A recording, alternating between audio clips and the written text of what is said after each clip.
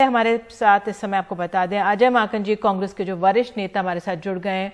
बहुत बहुत धन्यवाद अजय जी हमारे साथ जुड़ने के लिए।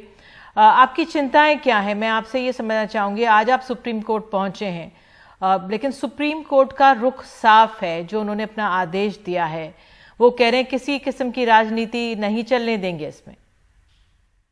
देखिए, हम सबसे पहले तो आज नहीं कल सुप्रीम कोर्ट में हमने कल ही पिटीशन दायर किया, जिसको आज रजिस्ट्री ने जिसकी जांच करी है।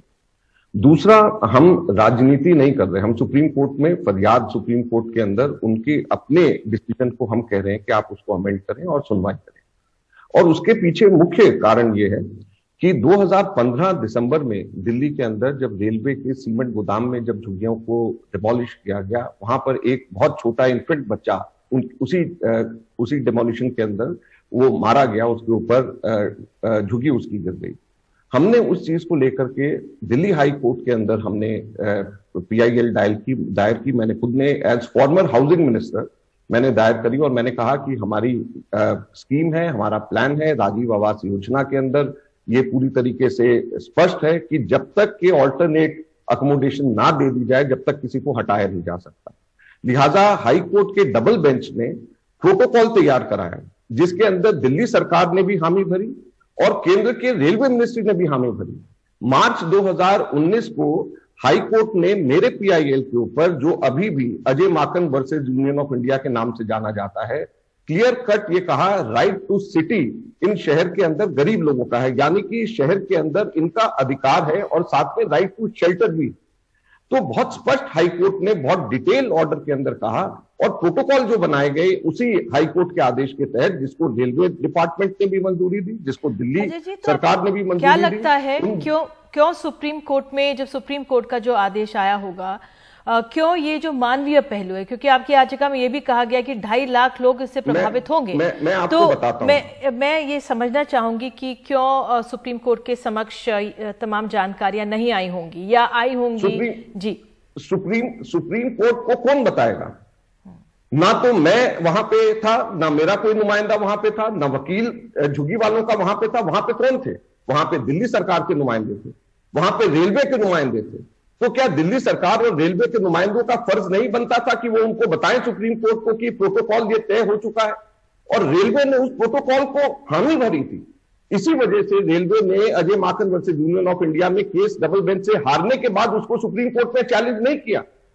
और प्रोटोकॉल को दिल्ली सरकार ने यह कहकर के बनाया कि ये double bench high court justice Muralidhar की जजमेंट के बेसिस के ऊपर हम लोगों ने इस कोर्ट के आदेश के तहत कि हम प्रोटोकॉल बना रहे हैं, जिसमें सबसे पहले आइडेंटिफाई किया जाएगा, आइडेंटिफाई करके उनको रिहैबिलिटेट किया जाएगा, फिर डेमोलिशन किया जाएगा।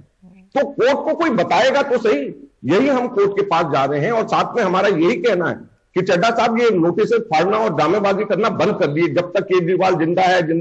अब आप ऑपोजिशन के नहीं है, अब आप मुख्यमंत्री हैं, तो मुख्यमंत्री की तरह बिहेव करिए। लेकिन इसमें ये बात भी है, एक मिनट मेरी बात खत्म हो जाने दीजिए। 31 अगस्त को सुप्रीम कोर्ट का डिसीजन आता है।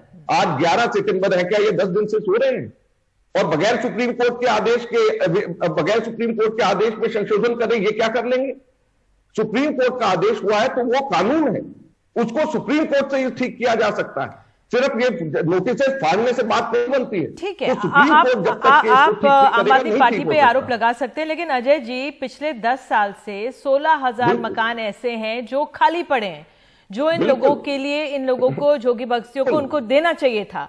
लेकिन 10 साल पहले तो आप ही की सरकार थी, तब क्यों नहीं इन लोगों को ये घर दिए गए? आपने ये 10,000 मकान कहां से आए और ये 10,000 मकान कहां से आए, जरा आप इसके बारे में जानकारी प्राप्त करेंगे? ये मैंने बतौर शहरी विकास मंत्री, बतौर हाउसिंग मिनिस्टर, हम लोगों ने सैंक्शन करके राजीव आवास योजना में 67,784 फ्लैट्स हमने सैंक्शन करे, जिसके लिए 1,500 करोड़ रुपया हमारी सरकार ने, केंद्र सरकार ने और मैंने बतौर हाउसिंग मिनिस्टर हमने दिल्ली सरकार को दिया। हम लोगों ने जब ये बना करके, जब ये सैंक्शन करके दिल्ली सरकार को दे करके चले गए 67,784, ये as housing minister Manmohan Singh ji की कैबिनेट के ऊपर मेरी मोहर। क्यों नहीं ये मकान क्यों नहीं तो दिए गए? आप नहीं, वही मैं बोल रहा हूं कि 7 साल से इनके 67,000 इनके फ्लैट्स इनसे अलॉट नहीं किए गए। जो हम बना करके छोड़ गए वो इनसे अलॉट भी नहीं किए जा रहे हैं। हमने लेकिन रेलवे भी तो पैसा देती है ना सर। मेरे सहयोगी रवीश रंजन शुक्ला ने मुझे बताया है कि रेलवे का काम पुनर्वास का नहीं है। रेलवे अपनी जमीन के लिए पहले आपकी सरकार को पैसे दे चुकी है, हालांकि अमाउंट पता नहीं, शायद 4 करोड़ या कुछ दिया है ऐसा। मैं कह रहा हूं नहीं दिया है, नहीं दिया है। 4 करोड़ भी नहीं दिए रेलवे ने, नहीं दिया है, नहीं दिया है, नहीं दिया। 48,000 जो इनकी झुग्गियां हैं, 48,000 के हर एक झुग्गी के हिसाब से 30,000 रुपया रेलवे को देना है। ये सब चीजें अलग अलग चलती रहेंगी। हम रेलवे अकेले को हम दोषी नहीं ठहरा रहे, हम दिल्ली सरकार को भी दोषी ठहरा रहे साथ में। जब केंद्र सरकार ने हमने पैसा दिया है, मैंने आपको कहा जैसे कि ये 35-3600 करोड़ की ये योजना थी, टोटल 67,000 फ्लैट्स की।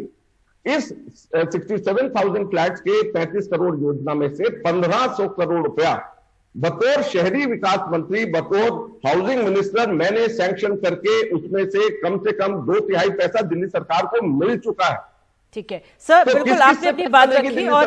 और मैं आपसे ये भी समझना चाहूंगी कि क्योंकि ये जो रेल पटरी, एक तो मानवीय पहलू है कि एकदम इनको हटाना नहीं चाहिए, इनका पक्ष सुनना चाहिए, दूसरी इनकी सेफ्टी की भी बात भी है, सुरक्षा की भी बात है। उस लिहाज से आपका क्या आंकलन है? क्योंकि अगर ये लोग बसेंगे पटरियों के किनारे तो इनकी जीवन को भी सुरक्षा है। तो बिल्कुल हम इसी बात से हम इसीलिए तो कहते हैं कि मानवीय पहलू, इनके जीवन की सुरक्षा का पहलू, सभी चीजों का ध्यान में रखते हुए इन सब लोगों की, ये सर्विस प्रोवाइडर हैं, गरीब लोग हैं, कोई खुशी खुशी अपने गांव से हजारों किलोमीटर दूर आकर के यहाँ पर अपनी जान जोखिम में डाल करके दिल्ली में नहीं रहना चाहता। तो जब हम लोगों ने पैसे देकर के केंद्र सरकार ने इनके फ्लैट बनाने के लिए दिल्ली सरकार को दे रखा है, 67,784 फ्लैट सैंक्शन करे हुए, 1,500 करोड़ रुपए की राशि मुकर्रर करी हुई है, जिसमें 2/3 पैसे हमने अपने टाइम तक के दे दिए। मैं 2014 तक की बात करूं। ठीक है, तो ये लड़ाई क्यों नहीं लड़ते सर आप कि जो खाली पड़े घर हैं इनको दे दिए जाएं? यही तो पिटीशन है। अच्छा। यही तो सुप्रीम कोर्ट में हम कह रहे हैं जी। यही तो हम सुप्रीम कोर्ट में कह रहे हैं कि इनको जो घर पड़े हुए खाली दे दिए जाए। यही तो हम सुप्रीम कोर्ट में क्या कह रहे हैं?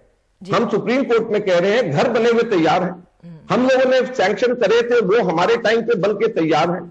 इनको एकदम से कोविड के समय पे दर दर भटकने की जगह उस मकान के अंदर शिफ्ट करें जब इनको हटाया जाए। ठीक है सर, आपने अपनी बात बहुत पुरजोर तरीके से, साफ तरीके से रखी है और शायद लोग समझ भी रहे होंगे उसको।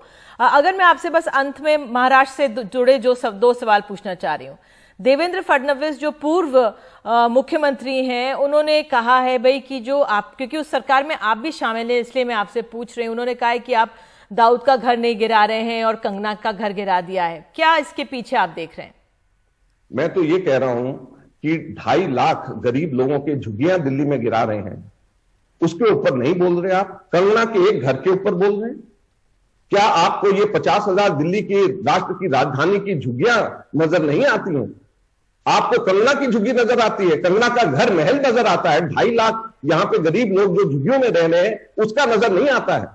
क्या बीजेपी के फडणवीस साहब इन जो गरीब झुग्गी वाले हैं इनको भूल गए हैं? सिर्फ उनको कंगना नजर आती है, उसका महल की बात कर रहे हैं, और इन झुग्गी वाले 50,000 झुग्गी वालों की बात इनके सामने नजर नहीं आती है क्या? सर, कंगना ने आज ये बोला कि सोनिया जी क्यों नहीं इस मामले में दखल देती, कि वो दखल दें क्योंकि वो भी एक बेटी हैं और समझेंगी इस बात को। देखिए सोनिया जी, कांग्रेस पार्टी, साधारण गरीब लोग, जब भी कोई साधारण और गरीब लोग किसी के ऊपर भी वार होगा, कांग्रेस पार्टी उनके साथ में खड़ी हुई है। हम सिर्फ इतना कहना चाहते हैं, गरीब लोगों के साथ में यहां पे झुग्गियों के ऊपर हमले हो रहे हैं, कांग्रेस पार्टी डट के खड़ी हुई है। सुप्रीम कोर्ट में लड़ाई लड़ेंगे, सड़क पे लड़ाई लड़ेंगे। महलों की बात करने वाले, महलों की लड़ाई लड़ने वाले बीजेपी के लोग हैं, हम लोग झुग्गी झोंपड़ी में रहने वाले लोगों की लड़ाई लड़ने वाली कांग्रेस। अजय जी, आपने अपना समय दिया, बहुत बहुत धन्यवाद। बहुत बहुत धन्यवाद आपका, बहुत बहुत धन्यवाद।